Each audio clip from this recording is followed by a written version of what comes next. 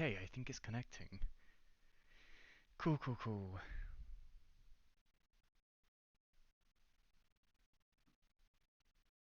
See when it comes up. And am I streaming music? Audio? Hello, hello. Maybe not.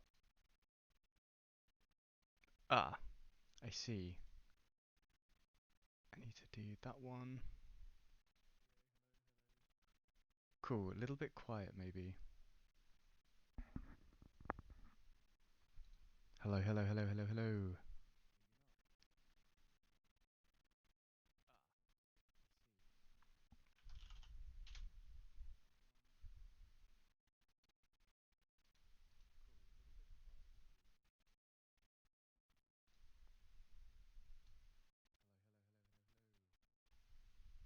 Still kind of quiet. Very lagged as well. My apologies for the bad start. Let's try this. Hello. Maybe that's better. Yeah, okay. So I don't know, I don't have like a plan for today, but I guess we will see what happens.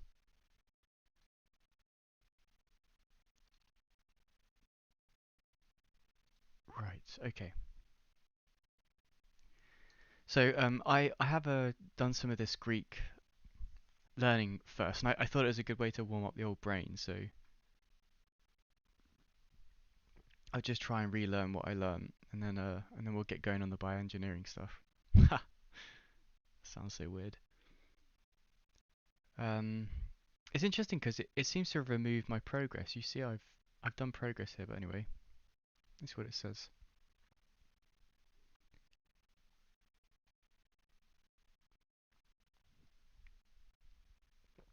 Cool, okay, fair enough. Oh, I need to change the keyboard over as well. Let's do this.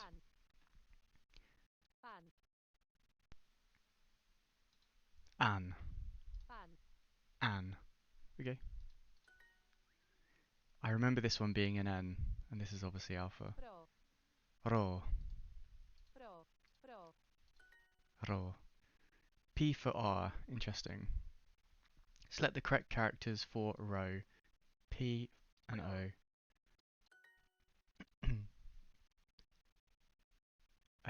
Na. N and then A. Which of these is the carrot? To. Ka. Ro. To. Tocarotto.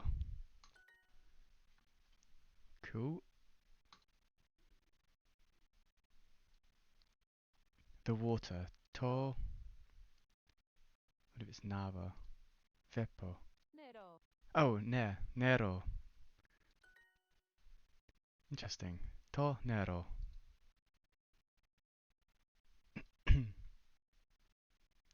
Na. Na. To. Nero. Sweet. Good start. I did one more. It was very short session. Ne. I reckon it's that. Ria. Say R-I-A. Okay. Ne. I have no idea what that means, but hey. Ma. Oh, that's interesting. Okay. So M is this one. Ma. Select the correct characters for ma. This one. And ne. Yeah. Yes, the carrot. Yes. Ne. Ne. Do. Carotto.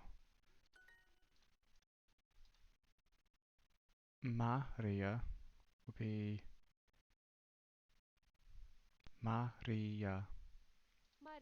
Capital M changes that. Cool. And Mark. Mark. Oh. Oh, I forgot the and. Maria Kai K. Mark. Maria K. Mark. Cool. Right, so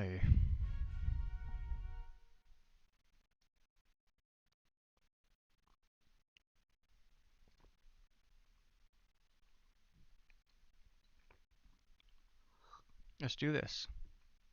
Oh, I've got a beer down here as well. I have to crack that one open.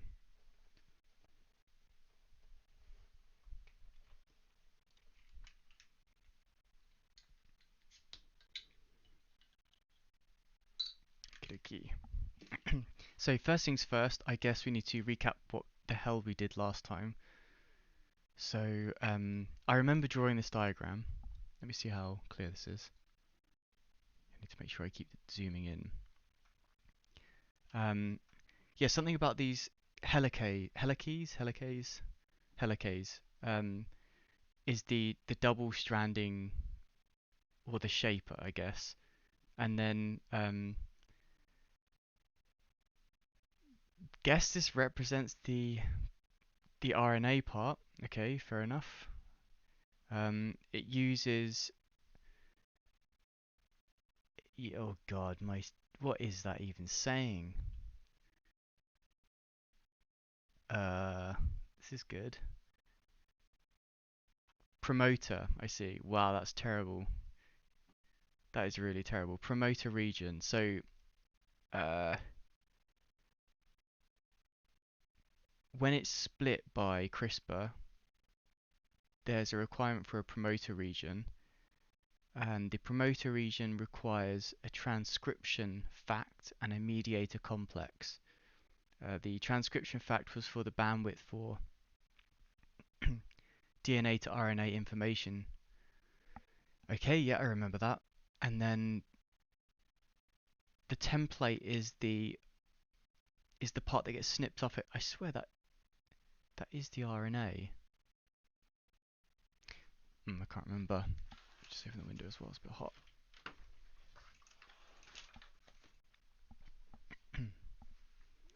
Okay, cool. Streptococcus pyogenes is pretty important for CRISPR. Used often. I remember reading that. And the thanks Google. PAM seems pretty important to understand. Okay, I don't remember trying to understand that, so that's bad. gRNA will need to be engineered for the usages I require. Guided RNA. Oh, that's probably really gross to listen to.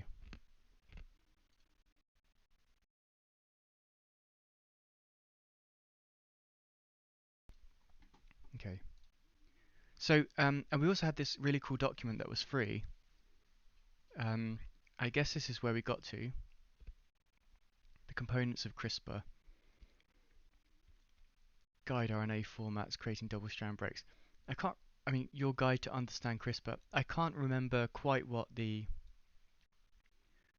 essence of this was. Okay, what is CRISPR? The history of CRISPR. The components of CRISPR. Okay, yeah.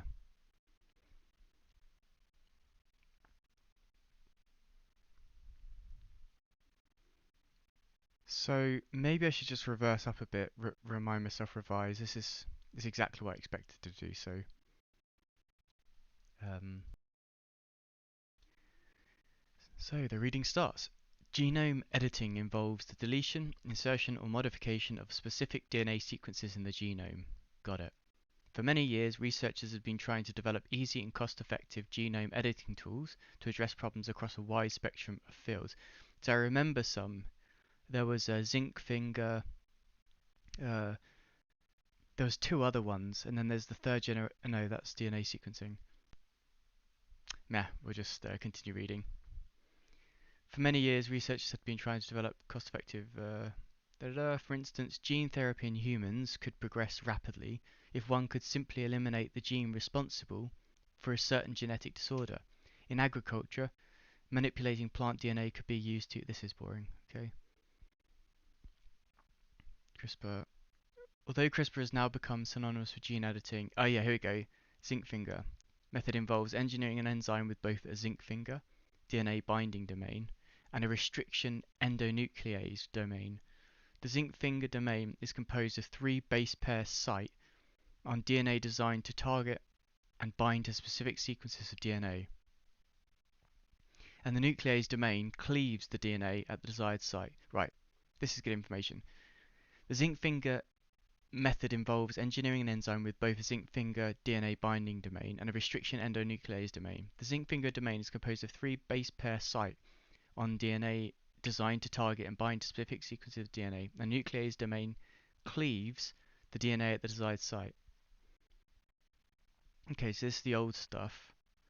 What were the other ones? Xenopherne, Talon, a similar method known as transcription activator, like effector nucleases. That was engineered enzymes. Okay. Then RAVs, which is recombinant adeno-associated viruses. Uses a virus to get to it.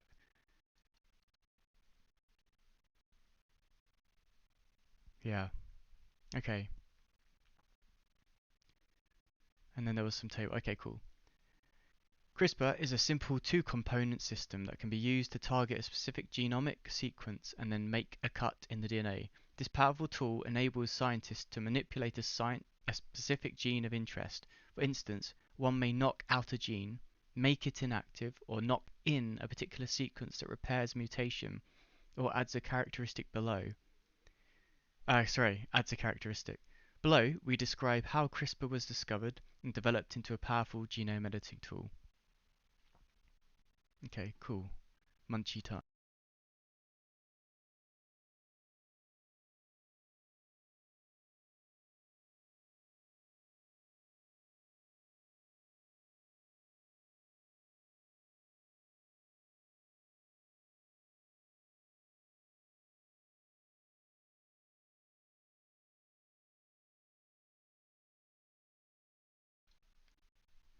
The foundational discoveries that led to the development of CRISPR-Cas technology can be traced back to 1993, when repetitive palindromic segments of DNA interspaced with other fragments of genetic material were identified in prokaryotes.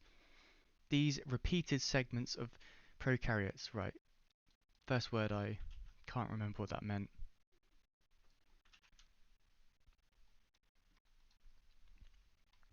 A prokaryote is a cellular organism that lacks an envelope enclosed nucleus.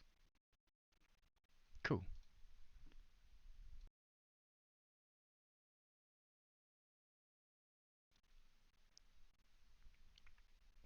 These repeated segments of genetic code were named clustered, regularly interspaced, short palindromic repeats, or CRISPR.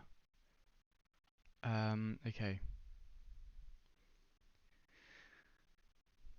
As it turns out, bacteria and archaea, I can't remember what that is as well, constitute a domain of single-celled organisms. These microorganisms lack cell nuclei and are therefore prokaryotes. I see. Okay. So, how do you... Whoa! Nice. Hee. How do you say that? Archaea. IKEA. Archaea. As it turns out, bacteria and archaea use the CRISPR-Cas9 system to defend themselves against invading viruses called bacteriophages. Upon encountering a viral infection, the prokaryotic cell employs a special CRISPR-associated nuclease, Cas9, to snip off a piece of viral DNA by creating a double-strand break. That sounds like this. Takes both of the ends off. That's what I remember.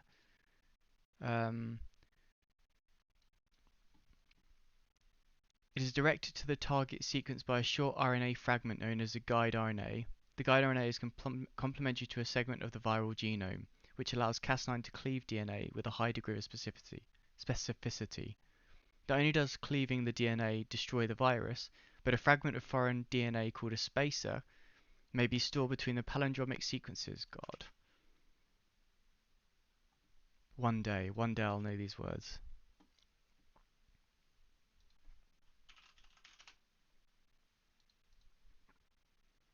Nucleic acid sequence in a double-stranded DNA or an RNA. Play an important role in molecular biology. Yeah, I need to know what that is.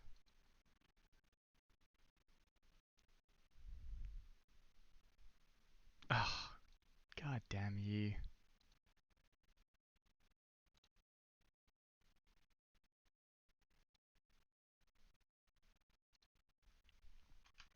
You can't see any of this, as always. I promised I'd be better, but clearly I'm not keeping that promise. In genetics, a DNA or RNA sequence that reads the same in both directions. The sites of many restriction enzymes that cut DNA are palindromes. Cool, okay, that's really, really useful. Yeah, that makes complete sense. Uh, May be stored between the palindromic sequences of the Crispr array as a way of retaining a genetic memory of past infections. If the virus were to reinvade, the CRISPR-Cas9 system could quickly target and destroy it. This library of viral fragments is thus essentially equivalent to our immune system, which stores antigens to prepare for future infections.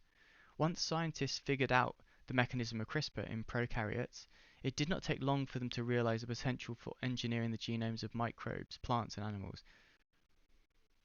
The CRISPR system comprises two components: a guide RNA that is specific to the target DNA sequence, and a CRISPR-associated endonuclease. Right, okay, cool. For CRISPR experiments, okay, so actually I've got a question for at least for this session.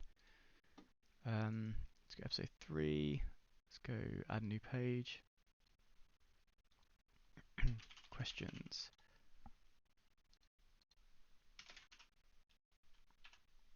How do you make a guide RNA?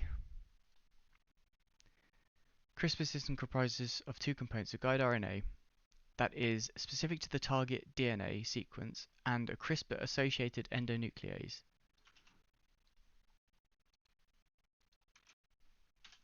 How do you make a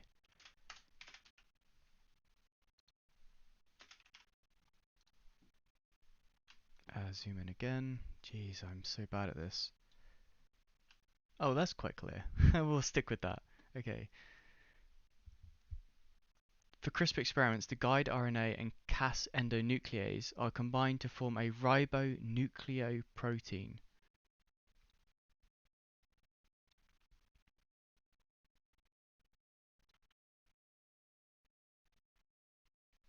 Ribonucleo.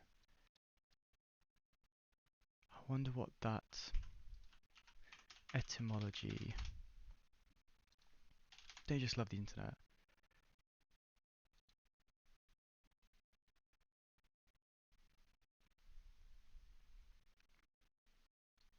Any nucleoprotein that contains RNA. Etymology from ribo.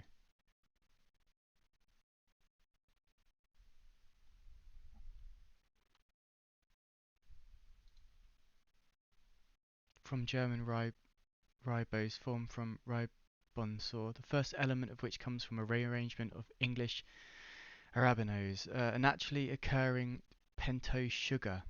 Aha! That's interesting. Which is a component of the nucleosides and nucleotides that constitute the nucleic acid bipolymer. RNA.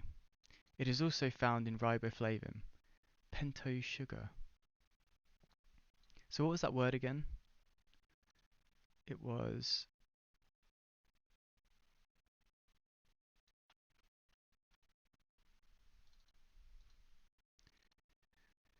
the guide RNA and Cas endonuclease are combined to form a sugar nucleoprotein.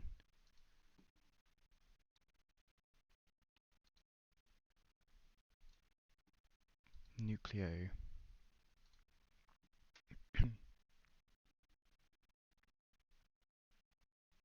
Nucleus, kernel, core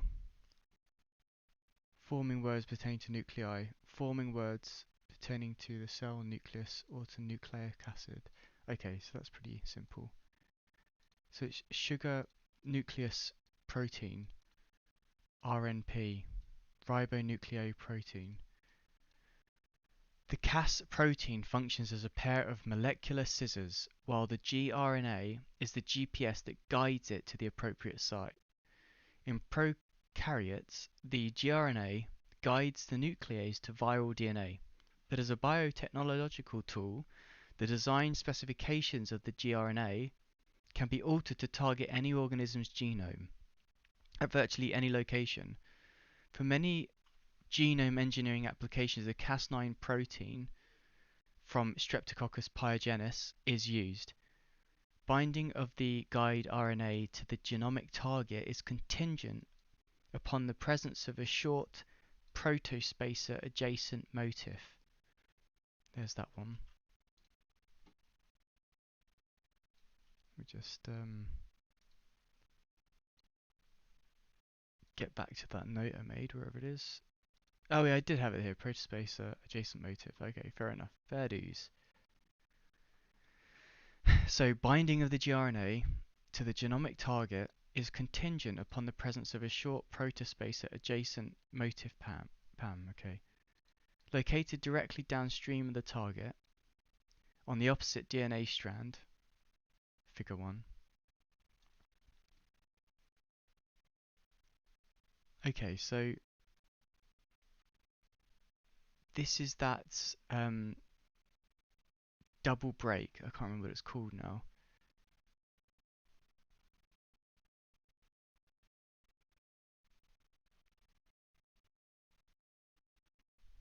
Duo something, was it? Double strand break, DSB. I realise that this is... Yeah, okay. So double strand break, then you've got the...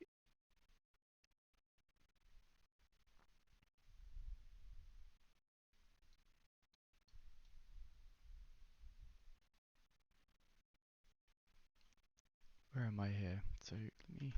NCC. Where is that on the document? I can't see you. Apparently it's here.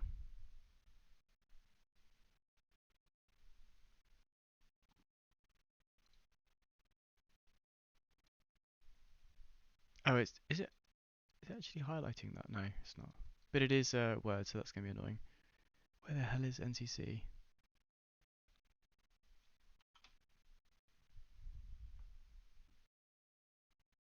Okay, whatever. Whatever. Okay, so the Cas9 protein from Streptococcus is used. Binding of the gRNA to the genomic target is contingent upon the presence of a short protospacer adjacent motif, PAM. This blue one, okay. The Cas proteins from different prokaryotic species recognize different PAM motifs. The PAM for Cas9 is that where N is any nucleotide. What does tide mean again? Etymology. Related to the nucleus and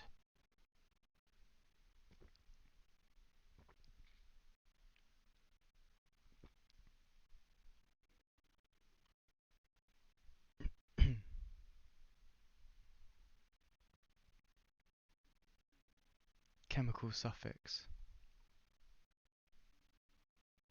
Any of a group of related compounds. A binary compound.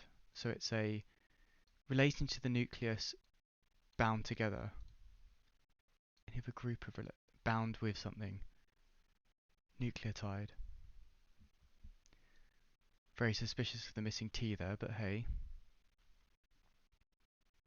And then the monomer constituting DNA or RNA biopolymer molecules. Each nucleotide, that's a lot of words, the monomer. 1 mer, whatever that is. 1 is 1. I mean, mono is 1, I think. Yeah, 1.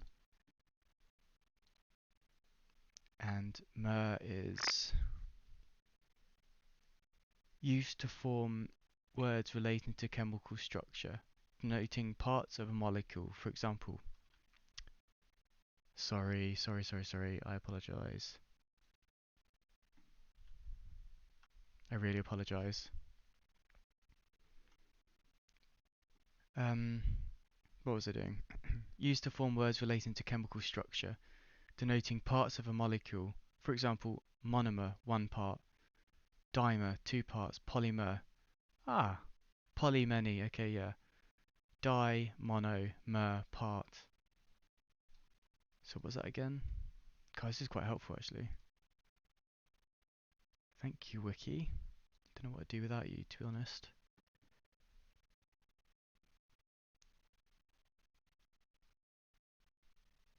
I have no idea how I got to that part, but anyway.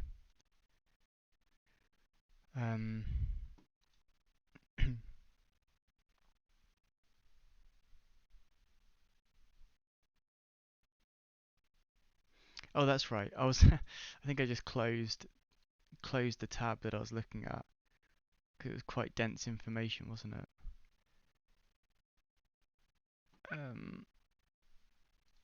Yeah, it was. It doesn't really matter. We'll get back to it anyway. So, if I remember correctly, I have to remind myself once again. Duo dual snip double strand break. That's the one. DSB. Double strand break. I mean, there's nothing special about that. Cool. So double strand break has the PAM at the end. Don't know what this is yet. This is relating to that number here, 5 NGG 3 3. That makes sense. That makes a lot of sense. Okay. Where N is any nucleotide relating to the nucleus, and ide is the chemical binding thing. If a correct PAM match is made, and if the gRNA successfully binds to the target, then Cas9 cleaves both DNA strands 3 to 4.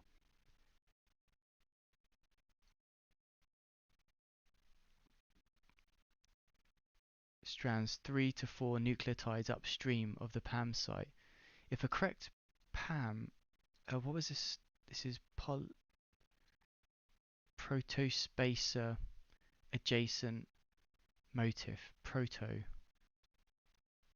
Spacer. Prototype spacer. Like a schema kind of thing, I guess. Etymology.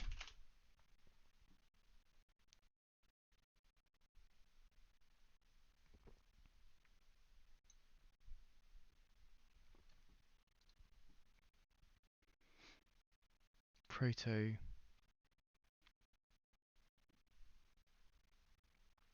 First.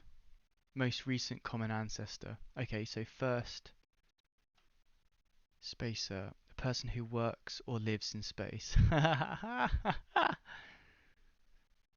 That's great. Um, not quite what not quite what I was expecting. First spacer.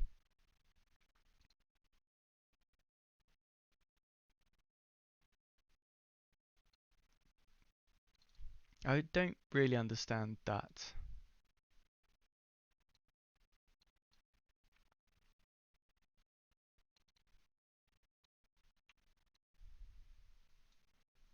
Add-on device.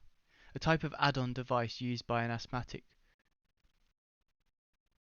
person to increase the effectiveness of a metered dose inhaler. I wonder if this has some kind of correlation to. So it's like adding. So it's first edition or something like that. Maybe. So a short first adjacent motif. And I know what a motif is, but I'm interested to now know um, predominant feature that recurs often in an artistic or dramatic work. So let's figure this out. So first edition adjacent motif. Okay. Binding of the gRNA to the genomic target is contingent upon the presence of a short Proto Spacer adjacent motif located directly downstream of the target. So this is the target. Sorry, on the opposite DNA strand, figure 1, the Cas proteins from the different prokaryotic species recognize different PAM motifs. The PAM for Cas9 is 5, I don't know what that actually stands for. It's not going to be the derivative of, is it? 5 NGG, this section 3, and it says located directly downstream of the target. If a correct PAM match is made, and if the gRNA successfully binds to the target, then Cas9 cleaves both DNA strands, 3 to 4 nucleotides upstream of the PAM site.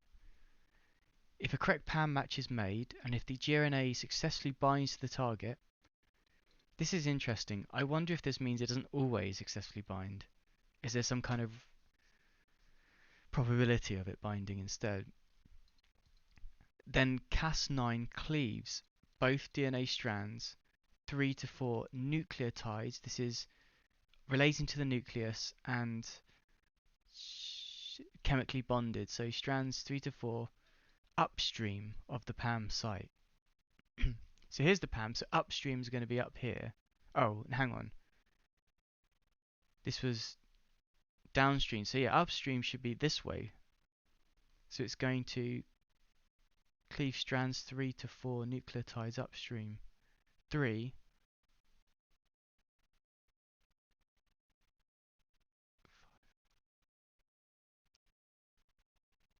Interesting. I wonder quite what this means.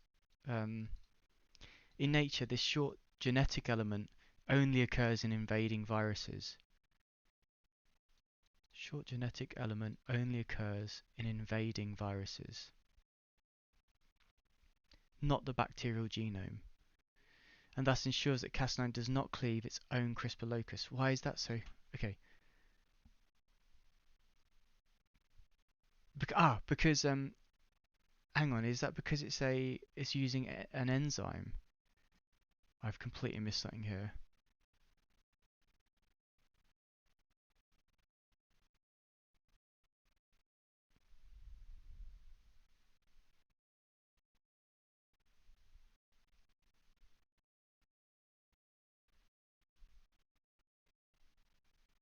I'm looking for the word enzyme at the moment.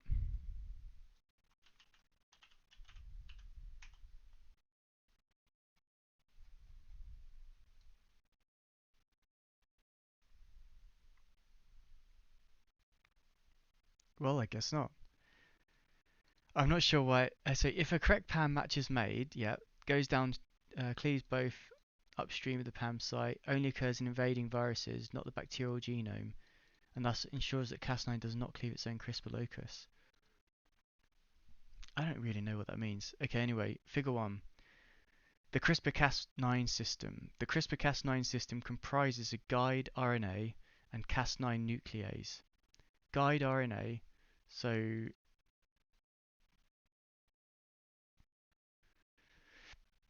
the thing that tells it where to snip, and Cas9 nuclease.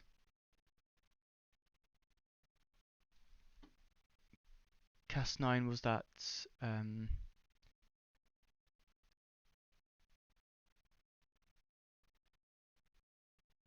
as it turns out, bacteria. Okay, as it turns out, bacteria and archaea use the CRISPR-Cas9 system to defend themselves against invading viruses, called bacteriophages. Upon encountering a viral infection, the prokaryotic cell. I'd like to know the etymology of this as well.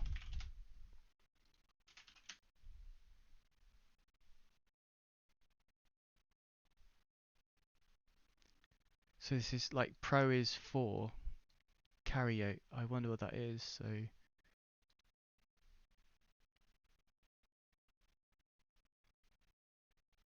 oh, pro is before. Yeah, pronoun. I see. Cayenne is. Oh, I did look at this. Yeah. So before the nut.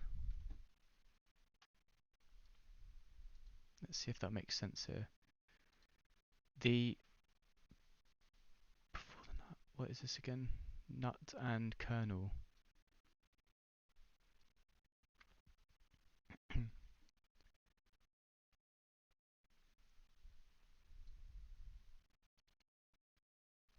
Hard. Okay. The before the nut cell employs a special CRISPR associated nuclease.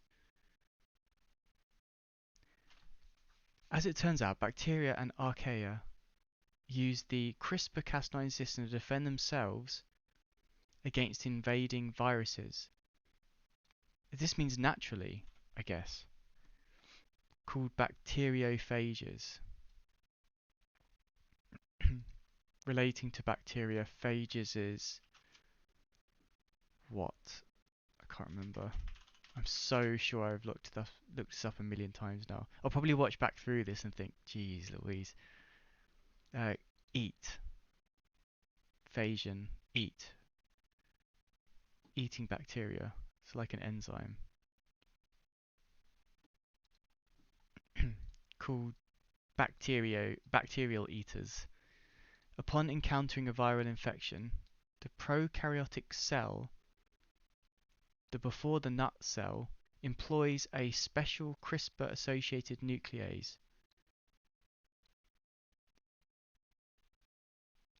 to snip off a piece of viral DNA. Let's just draw this. I'm struggling to absorb this. I want to absorb this completely before moving on, because this is such a rich bit of information. So you got your DNA again.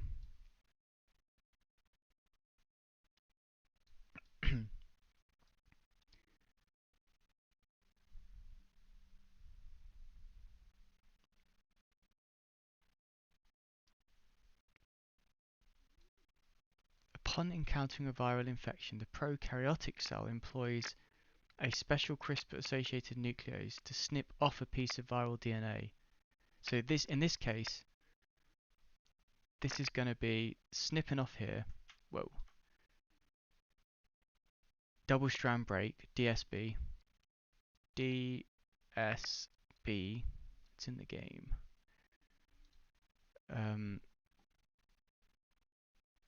How does Cas9 protein recognize a target DNA? It is directed to the target sequence by a short RNA. So RNA comes in and it's like homing in on that shit. Like so. Directed to the target sequence by a short RNA fragment.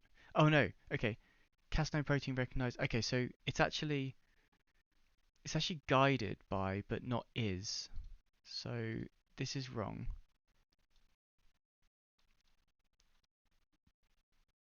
This is like the traffic warden, and then this is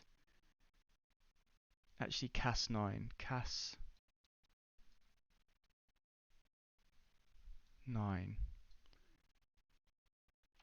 Okay.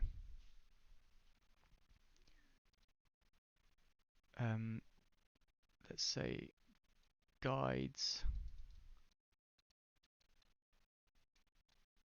Cas9.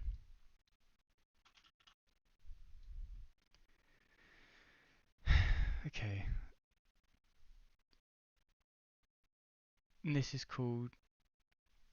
Hang on. How does Cas9 protein recognize the target DNA? It is directed to the target sequence by a short RNA fragment known as the gRNA. Okay. The guide RNA is complementary to a segment of the viral genome. This is interesting. The guide RNA is complementary to a segment of the viral genome, which allows Cas9 to cleave DNA with a high degree of specificity. Is this trying to tell me that the virus itself has the guide in it, so we're kind of using that guide? Not only does cleaving the DNA destroy the virus, but a fragment of foreign DNA called a spacer may be stored between the palindromic sequences. Palindrome. This is tiring. I just want to be able to get into the nut and bolts of it. Yeah, I've done this one. Palindrome is okay. Word, number, phrase, or other sequence of characters which reads the same backwards as forwards. Okay. May be stored between the palindromic sequences of the Crispr array as a way of retain. Not only does cleaving the DNA destroy the virus, but a fragment of foreign DNA called a spacer may be stored between the back and forth sequence of the Crispr array as a way of retaining a genetic memory of past infections. So the spacer is the history.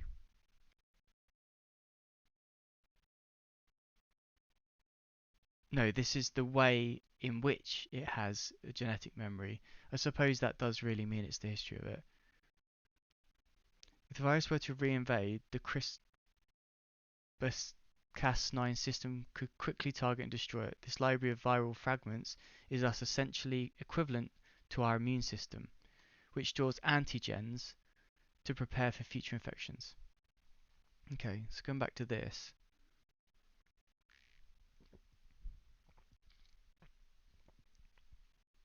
The CRISPR-Cas9 system comprises a gRNA and Cas9 nuclease,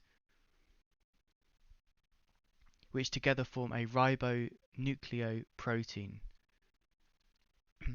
Related to nucleus protein, ribo is... I literally just looked this up. My brain's not very clever. Okay, define. No, etymology. Ribo.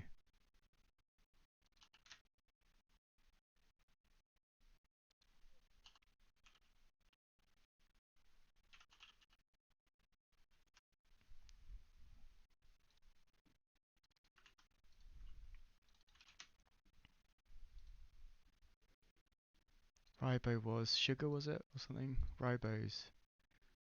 Naturally occurring pentose sugar. Okay, as soon as I got to that, I was like, oh yeah, I remember this. So, and Cas9, which together form a sugar complex. The presence of a specific proto spacer, pros before spacer, adjacent motif, collection of, in the genomic DNA is required. The presence of a specific protospacer adjacent motif in the genomic DNA is required for the gRNA to bind to the target sequence. The presence of a specific protospacer adjacent motif, the presence of it, in the genomic DNA is required for the gRNA to bind to the target sequence. So this is required. So let me go back to my little diagram. I wonder if this is these transcription facts or mediator complex. And it's saying this protospacer, I wonder if that was the... Oh, that's the PAM, okay. In the genomic DNA is required for the Cas9 nuclease then makes a double strand break in the DNA. So that's the Cas9 is the snipper. Nuclease then makes a double strand break in the DNA, denoted by the scissors. Endogenous repair mechanisms. I always look back up at my tabs. Endogenous. End of the gene, I guess. Or outside of the gene. So the Cas9 nuclease then makes a double strand break in the DNA, noted by the scissors. Outside of the gene repair mechanisms triggered by the double strand break. So the Cas9 snipping it triggers this strand, triggers these outside gene repair mechanisms, um,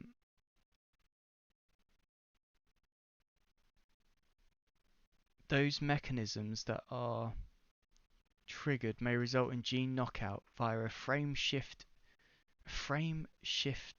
mutation or knock-in of a desired sequence. So there's a rule of two here, which is it could either do mutation or allow for the new or the expected DNA sequence to go back into the template. Oh no, to be okay. To be used if a template is present. Okay. Cool. I think we're back up to where we were last time. That's good. How long have I been? Takes a long time, doesn't it? Especially with me. Okay. We know that. We know that, and we know that now. Okay. In its natural form, the guide RNA consists of two distinct segments of RNA. CRISPR RNA, cRNA, and transactivating CRISPR RNA, tracer RNA. The CRISPR RNA is an 18 to 20 base pair sequence that binds to the genomic target. The tracer RNA functions as a scaffold for the CRISPR RNA Cas9 interaction. The tracer RNA functions as a scaffold for the actual interaction with the Cas9. CRISPR-Cas9 was not described here. It is a 18 to 20 base pair sequence that binds the genomic sequence, the target. In natural contexts, guide RNAs form a duplex molecule. What does plex mean? I can't remember. Etymology, something like that. Ah, Google. Duplex etymology.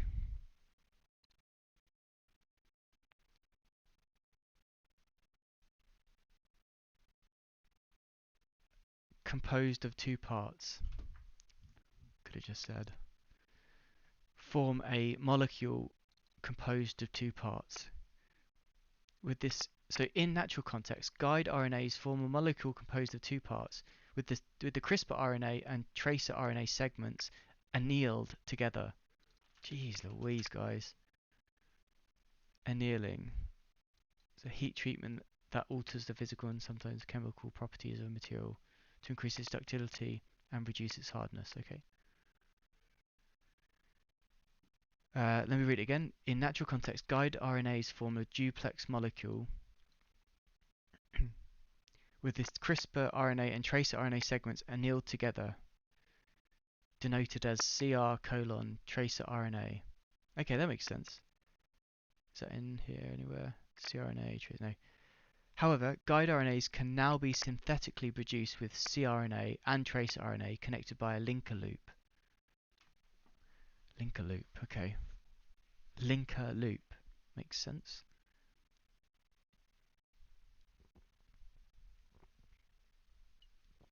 These domain-specific terms are really getting on my nerves now. These seamless molecules are called a single guide RNA. Oh, hang on. These seamless molecules are called a single guide RNAs. Single guide RNA, S. Okay, two-piece RNA. This is very well written. I think I'm just a bit thick. So two-piece RNA. So you've got this gRNA target sequence. Nucleotide. No. It could be. Roughly 20 nucleotides. cRNA. Let's get it. I'll tell you what. Let me get a picture of a nucleotide. That might clear that. Nucleotide.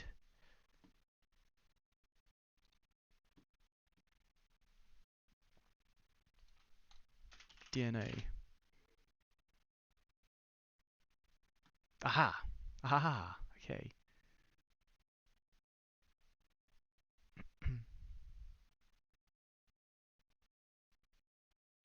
Yeah, that's not what I want. Nucleotide. It is a segment. Yes. Okay, that makes complete sense. Haha. Okay. These are nucleotides. So I guess there's 20 of them. 1, 2, 3, 4, 5, 6, 7, 8, 9, 10. Yeah, perfect. Okay, cool. So that number 5, downstream to 3, the GNA target sequence is this 20 nucleotides, and the and this is CRISPR RNA was the um,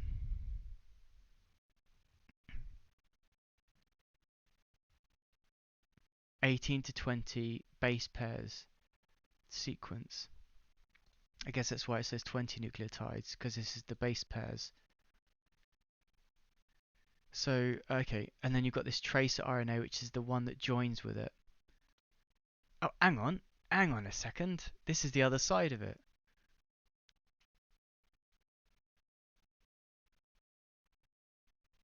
This is the double break thing, double slice something, whatever it's called. Um, Guide RNAs can be, oh sorry, figure 2, a 2-piece and single guide RNA formats. Guide RNAs can be constructed in 2 formats. A, the CRISPR RNA green and tracer RNA purple components may be annealed together, fixed together to form a 2-piece guide. This. Or B, they may be connected by a linker loop, blue, to form a continuous molecule, a single guide RNA or sgRNA. So that was the plural. Fair enough. Creating double strand breaks. I'm gonna go eject some salt into my mouth. Moisture. Oh, whatever. This is probably gross to listen to.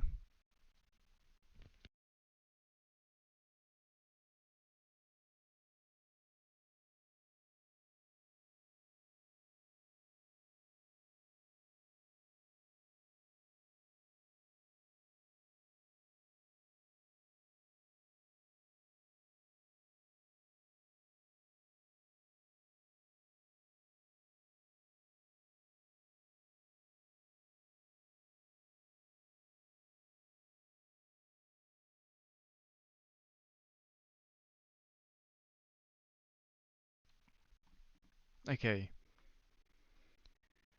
For many CRISPR-Cas experiments, Cas9 facilitates the gene editing process by creating a, we saw this before, a DSB was, it was definitely up here somewhere.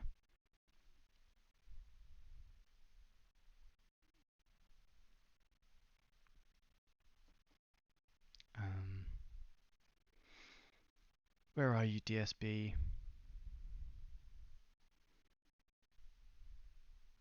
Double strand break. Cas9 facilitates the gene editing process by creating a double strand break in the DNA. Figure 3.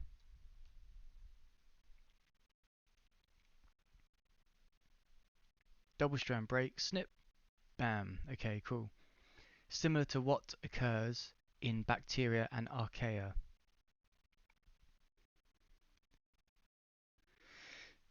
Once again, forgotten what that is.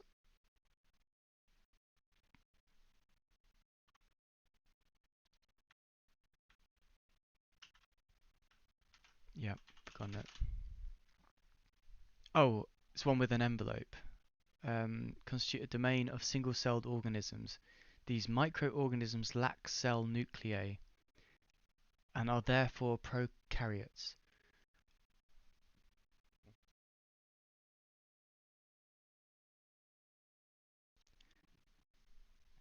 Archaea were initially classified as bacteria, receiving the name archaea bacteria, but this term has fallen out of use, constitute a domain of single-celled organisms.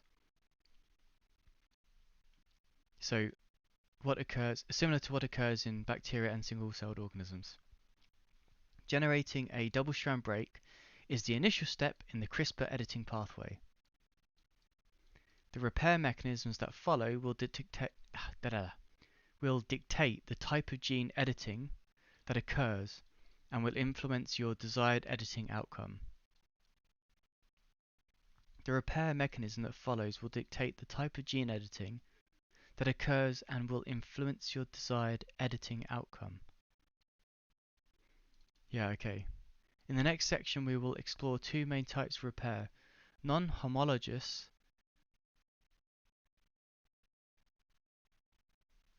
end joining. So non-homologous end joining and homology directed repair. Non-homologous end joining. This means serves for many, doesn't it? Having the same relative position or structure. Similar in position, structure, and evolution origin, but not necessarily in function. Seal's flipper is homologous with the human arm. Homologous. Okay. So a non-homologous end joining and homology directed repair. I think this makes sense actually. That's quite a rich sentence there. I think that makes sense. Okay, yeah, figure 3, this was gene editing process by creating a double strand break. So CRISPR-Cas components create a double strand break. The sgRNA and Cas9 complex forms a ribonucleoprotein.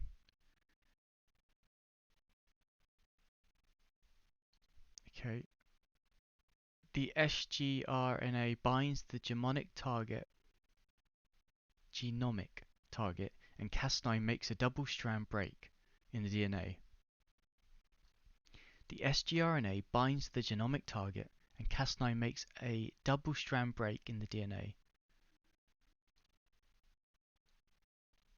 So this thing that we engineer binds the genomic target, and then the Cas9 that we put in makes that break. Repairing CRISPR-induced breaks. As described above, CRISPR facilitates the generation of double-strand breaks at specific locations in the genome. However, this action alone does not cause a gene to be edited.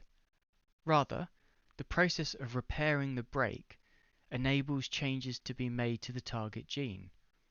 After a double-strand break is made, innate DNA repair mechanisms are automatically triggered within the cell. Below, we will discuss two main types of repair pathways that are often used to edit genes: non-homologous end joining and homology-directed repair.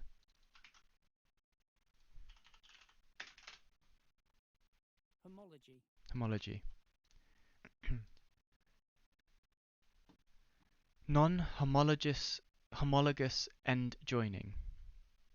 If the experimental objective is to permanently disrupt a gene so that no functional protein is made, a knockout, then the non-homologous end joining repair mechanism can be exploited. Figure 4 left. The two most common repair mechanisms facilitating CRISPR-Cas editing are those. Results in either insertions or deletions of nucleotides to repair the double-strand break. HDR repairs the double-strand break by incorporating a DNA donor template into the target sequence. Cool, okay. So on the left we have the non-homologous end joining, that means we insert to repair. That's why it's called joining, I see. It doesn't really matter. That's interesting. Does that mean that... Does it mean your DNA becomes longer and shorter as these operations occur? Or do they replace the same amount of nucleotides? Interesting.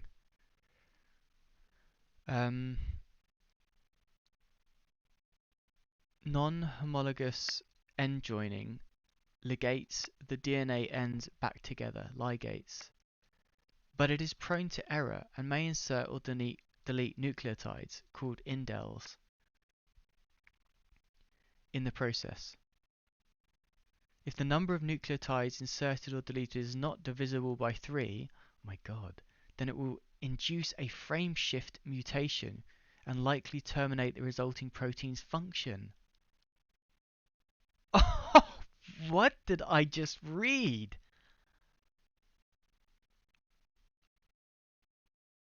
What did I just read? That is incredible. If it's not an odd number, then it will induce a frame shift mutation.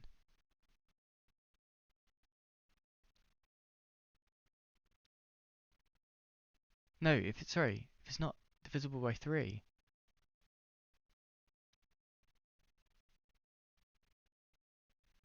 Frame shift mutation and likely terminate the resulting protein's function. That makes so much sense.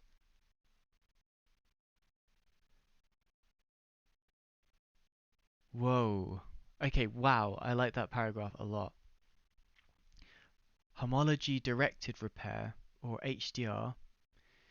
If the objective of the experiment is to replace the targeted genetic element with a different sequence, a knock-in, the cell can be directed towards the homology-directed repair pathway. If the objective of the experiment is to replace the targeted genetic element with a different sequence, a knock-in, the cell can be directed towards the homology-directed repair. A DNA donor template bearing the desired sequence flanked by regions of homology must be introduced along with the CRISPR components to the cells. The cells will use this template to repair the broken sequence via homologous recombination, thereby incorporating the desired changes into the target region.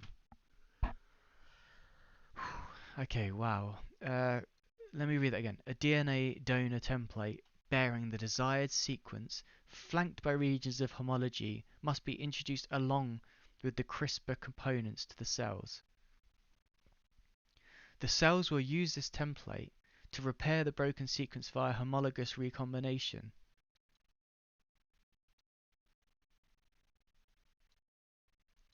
Relating to the an arm thing, okay.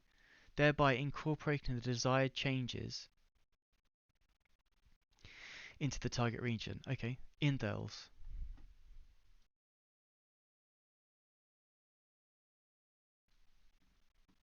Indels, the insertion or deletion of nucleotides in the genome, often caused by non-homologous end joining following a double-strand break in DNA. Often, but not always, I guess. Alright, cool. DNA donor template, a specified DNA sequence desired to be knocked in to the genome that is flanked by homology arms to facilitate homologous recombination. Components and mechanisms of CRISPR-Cas9 editing. 1. Components of CRISPR-Cas9. Cas9, the sgRNA, I can't remember what that stood for, let's go and remind myself. Single guide. A single guide RNA, 20 nucleotides. This part is the CRISPR RNA. This is the tracer RNA. wonder what this stands for here. The linker loop, okay. Or, so one of these was, oh yeah, we didn't even look at the other side here. So, non-homologous end joining and then the homology directed repair. Homology arms is a collection of nucleotides. Interesting that they also loop, so it's both sides maybe that represent this, and the replacement RNA replacement sequence. So 2, RNP formation. Okay. 3, Cas9 mediated double strand break. A Cas9 mediator, so Cas9 did the job, and it's the double strand break. So Cas9's cutting the shit out of it. Okay, cool. So it cuts it. There's our double strand break. If it's going for the repair, then it inserts the same stuff, but it can be offset. It can be frame shifted by a non-divisible by 3 set of nucleotides. Okay. Or a deletion altogether. That's interesting. So we'd have to take out precisely 3, I guess, or divisible by 3. Otherwise, you'd get some mutations. I wonder. You delete the function. Oh, okay. So that makes sense. So if you wanted to get rid of, let's say, a part of your genome that made you susceptible to cancers, then you could remove it. I wonder if it's always divisible by 3, the function of that protein. Or it uses homology arms to have the knock-in sequence injected. Okay, figure 5, CRISPR-Cas9 genome editing. The components of CRISPR are a guide RNA, either single guide RNA or the CRISPR tracer, and a Cas9 endonuclease. The guide RNA and Cas9 form a The guide RNA and Cas9 form a ribonucleoprotein. RNP, ribonucleoprotein. Ribo meaning the sugar, nucleo is relating to nucleus, protein. Inside this one, the components of CRISPR are a guide RNA and a Cas9 endonuclease. The guide RNA and Cas2. The guide RNA and Cas9 form a ribonucleoprotein. 3. Inside the cell, the RNP creates a double strand break at the genomic target. One of two endogenous repair mechanisms may mend the break. 4a. Non-homologous end joining is an error-prone pathway that often inserts or deletes nucleotides, indels. 4b. If a DNA template is provided, then the homology-directed repair pathway may mend the break through homologous recombination. Okay. Breakthrough does it mean knock-in? What can we achieve using CRISPR? Okay, we're getting somewhere now. This has been pretty productive, I'd say. What can we achieve using CRISPR? Once scientists realized the potential of CRISPR, the field of genome engineering rapidly grew. Since then, CRISPR has been used in a wide range of cells and organisms, including plants, fungi, and mammals. The technology has been used to manipulate genes in different ways, such as altering their nucleotide sequences, altering the sequences of these little things, or changing their expression. Now this is interesting. We haven't talked about expression yet, but DNA expression seems to be pretty important in how we form and stuff. Apparently, like there's lateral, which is expression of genes, and then vertical, which is like mutation of genes. Figure 6 depicts some of the current uses of CRISPR technology. In this section, we will discuss these uses in greater detail. Great. So gene tags. This is the stuff that Manolis Kellis does, I think, because he's trying to figure out what sequences belong to viruses or actually just function, not viruses. So that they tag the genes with like inserting parts into the sequence, I think. Screening, anti-CRISPR screening, I guess, figuring out what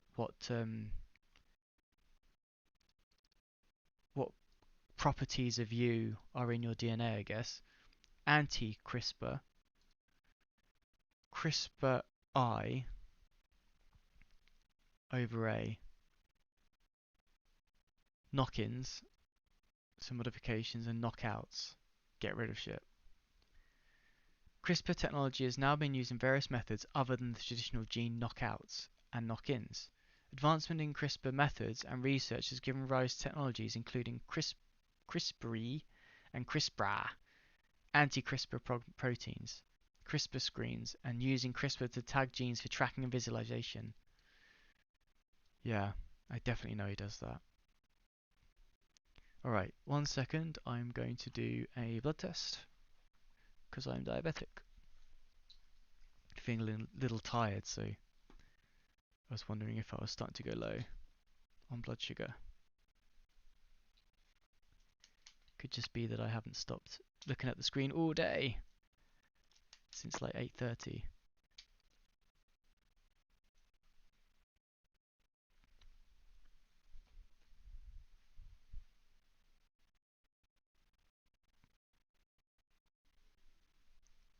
I'm a little high. That's better than low. So let me just do a little bit of injection.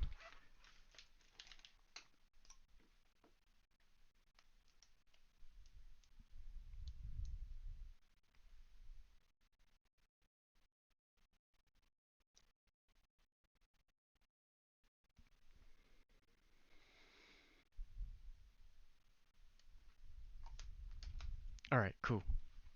Let's get to it. Knockouts.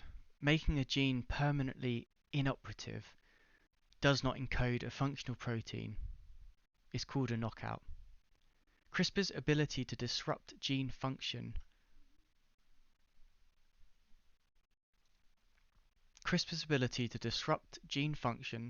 relies on the error-prone nature of the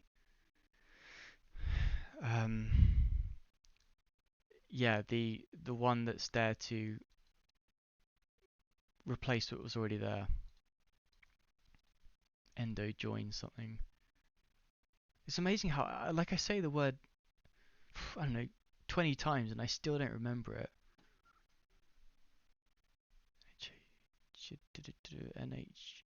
NHEJ, non-homologous end joining. I know what it felt like. Anyway, CRISPR's ability to disrupt gene function relies on the error-prone nature of the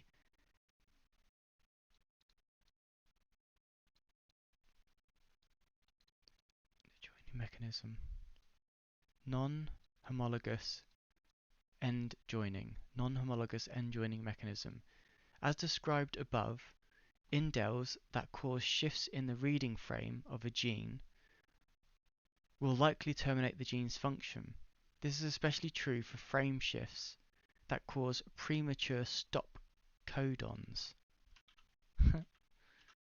Almost. Codon is a sequence of 3 DNA or RNA nucleotides that correspond with a specific amino acid or stop signal during protein synthesis. Okay. Codons. What is the etymology for that?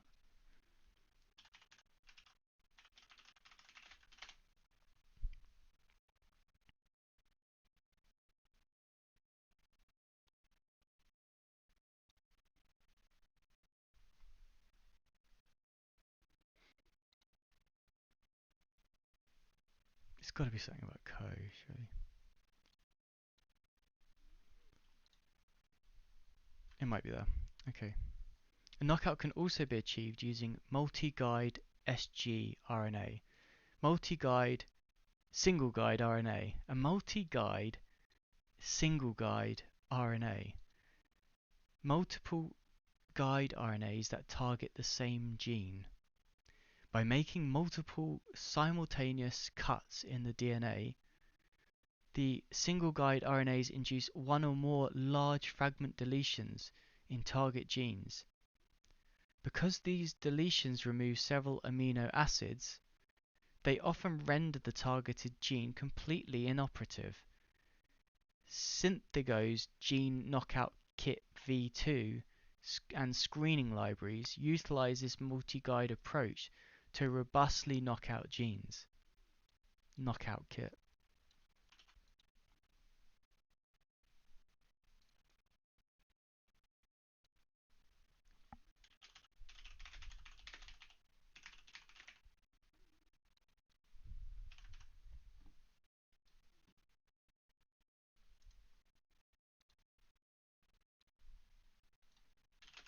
Okay.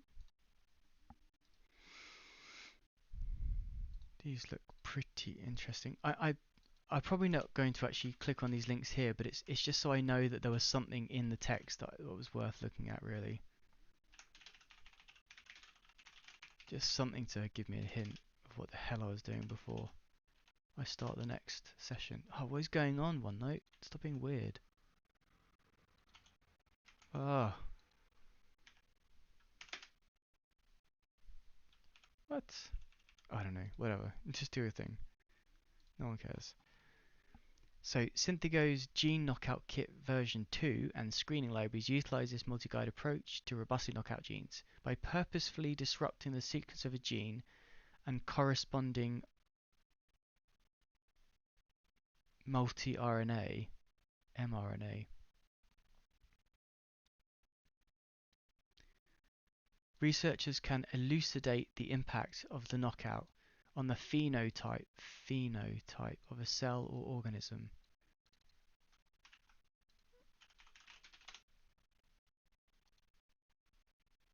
Set of observable characteristics of an individual resulting from the interaction of its genotype with the environment. Let me read that again. The set of observable characteristics of an individual resulting from the interaction of its genotype with the environment. Okay. That's probably enough, actually. So, researchers can elucidate the impact of the knockout on the phenotype of a cell or organism. This technique is thus useful for a variety of applications, including the identification and validation of potential drug targets, the analysis of cellular pathways, and the validation of antibodies. To learn about how to experimentally make knockout cells, download our Gene Knockouts ebook. Haha.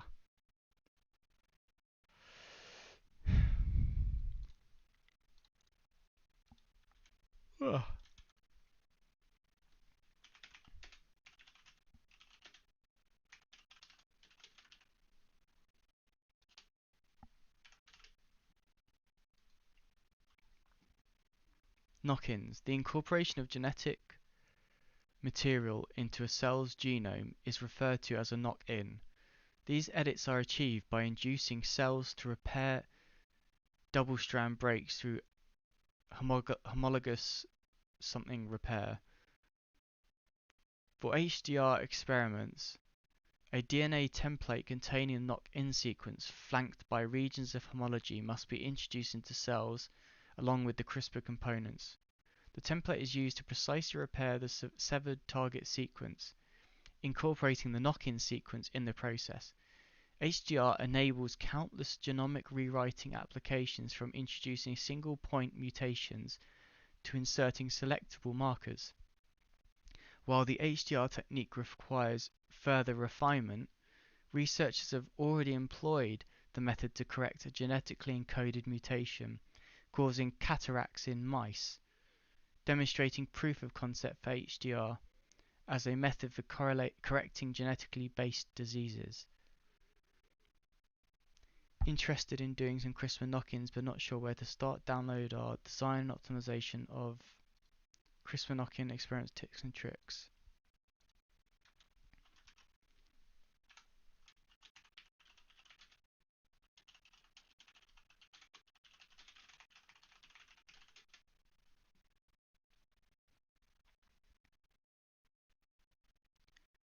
For recommendations and advice on how to design guide RNA and a DNA donor template for homology-directed repair.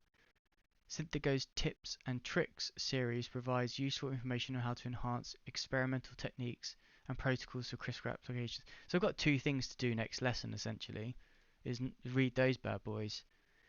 Knockout, a mutation in a genetic sequence that causes it to be inoperative, i.e., no functional protein is made. A knock-in is where you are replacing functionality with new functionality. The integration of a foreign genetic sequence into a cell's genome. Knockout is getting rid of it, getting rid of function so it no longer exists. Okay. Removing operation or altering operation of it. A multi-guide RNA. What was that again? Multi-guide, single-guide RNA. It's multiple SNPs or multiple modifications to the sequence of nucleotides for a single gene. Multiple gRNAs designed to target the same gene. Oh, yeah, okay, single gene. And are introduced to cells simultaneously. Okay, we've got left of this. Not too much. What time we've got? How long have we been going? 1:19. Okay, sure. That's probably a good good to just read the end of this, and then I think we'll.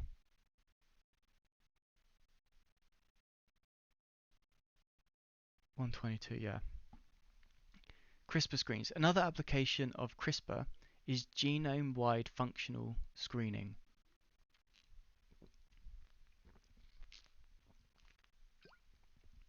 Until recently, RNAi was the primary approach for loss-of-function screens, where genes are systematically inhibited across the genome to determine their function. However, as mentioned previously, RNAi is plagued with problems related to low efficiency and high off-target effects. Now, with CRISPR, guide RNA libraries are being developed to knock out hundreds of genes in a single screen with high efficiency. Synthetico now offers several arrayed sgRNA libraries that target one gene per well of a multi-well plate. Haha. No, I don't really need to keep. Oh, I guess I do actually. That is the same as this. Yeah, that's cool then. These screens can be used for various applications, including the identification of potential drug targets. So here's your well. This is the petri dish. Here are the cells, or whatever they are. Cas9 plus a guided RNA is the CRISPR library. Systematically disrupts a set of genes using a CRISPR library. Apply the drug treatment to the array of things, okay? Figure 8. CRISPR arrayed screening workflow. A guided RNA targeting each gene is introduced to each well of a multi-well plate. Applying a treatment, such as a drug, to cells enables one to identify which genes, when rendered inoperative, cause the cells to have heightened or diminished sensitivity to the drug. This process can be used to identify potential drug targets. A gRNA targeting each gene is introduced to each well of a multi-well plate. Applying a treatment such as a drug to cells enables one to identify which genes, when rendered inoperative, cause the cells to have heightened or diminished sensitivity to the drug. This process can be used to identify. Yeah. Okay. So apply drug. Okay. Identify cells with mutant phenotype and underlying genotype. Let me just double check that one again.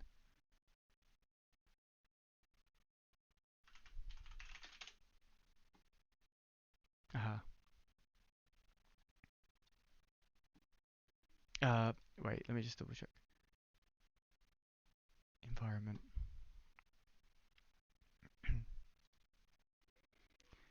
Anti-CRISPR. Although the CRISPR-Cas9 system enables fine-tuning of genomic DNA, one downside is the risk of off-target effects, cutting DNA in the wrong place. One solution to this issue is to harness anti-CRISPR proteins that inhibit Cas9 activity.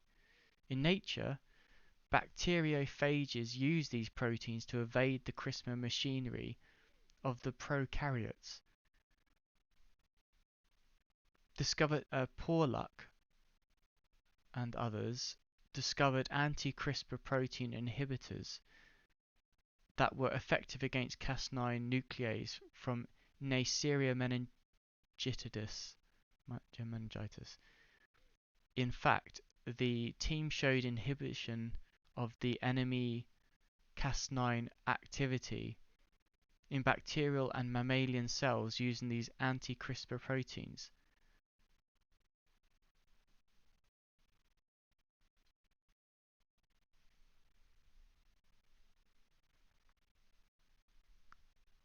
I wonder what the 7's for.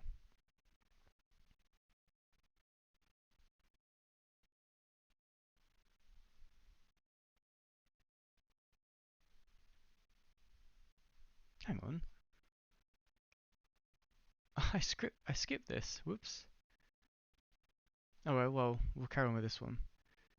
Ultimately, this technology can be used to reduce editing errors. It turns out that adding anti-CRISPR proteins after editing takes place only partially reduces cleavage at on-target sites, but greatly reduces cleavage at off-target sites. While gene knockouts can be achieved by disrupting a genetic sequence, gene expressions can be repressed without altering the corresponding DNA. 2013, QI et al. Made a Cas9 variant by mutating the endonuclease domain so that the enzyme no longer cuts DNA, called dead Cas9 or dCas9. Researchers have used dead Cas9 to develop a technique wherein the CRISPR complex binds to its DNA target but does not cleave it. The binding of the That's cool. The binding of the Cas9, the dead Cas9 prevents the cell's transcription machinery from accessing the promoter, thereby inhibiting the gene's expression. Fusing a transcriptional repressor domain, such as CRAB, to dCas9 allows reversible and fine-tuned reduction in gene expression. Oh, okay. So it's like putting a helmet on it. In a nod to the precursor gene silencing technique, RNA interference, the CRISPR silence technique has been termed CRISPR interference, or CRISPR, whereas RNAi represses genes by destroying RNA transcripts. So the RNA that's trying to deliver information to the DNA. CRISPR interference represses genes at the DNA level compared to RNAi.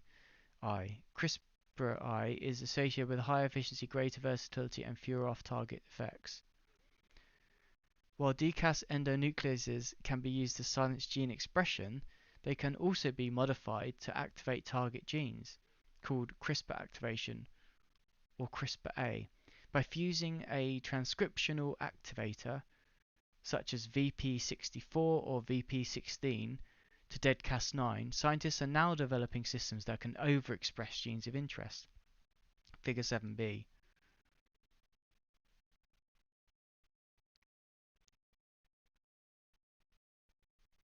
Wow.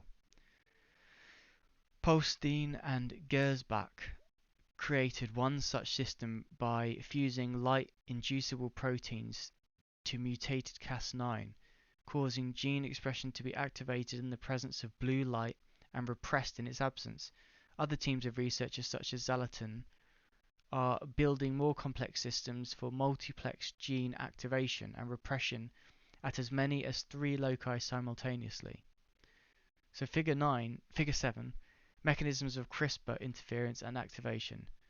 CRISPR interference and CRISPR activation methods use catalytically dead Cas9 to alter the gene expression of targets without changing the genetic sequence.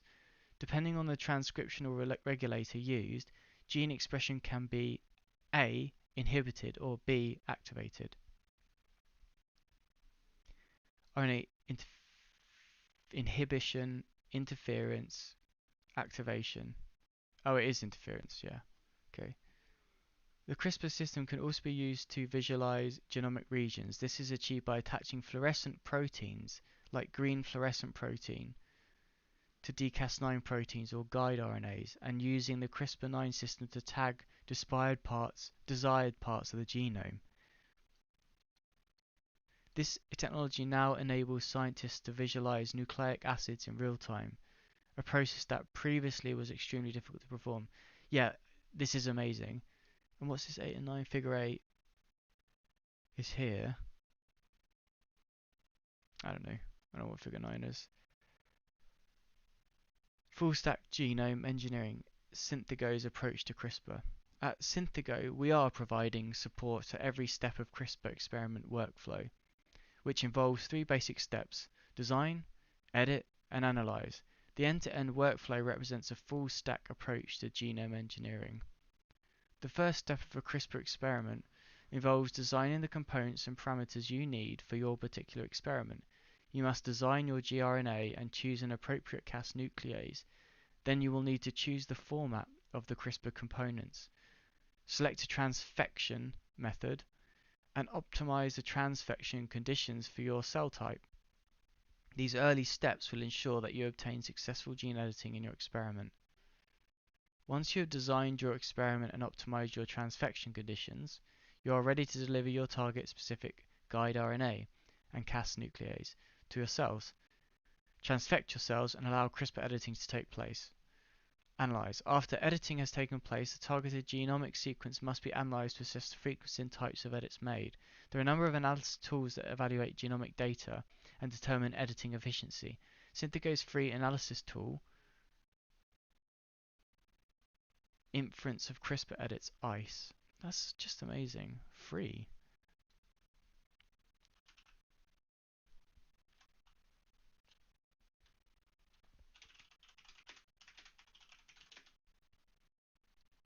I think before I go, I'm going to check that link out. Assesses Sanger sequence data.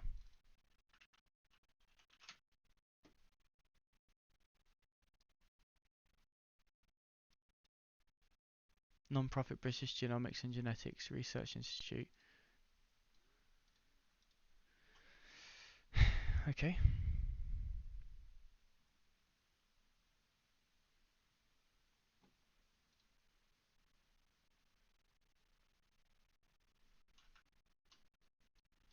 I think I haven't got that link.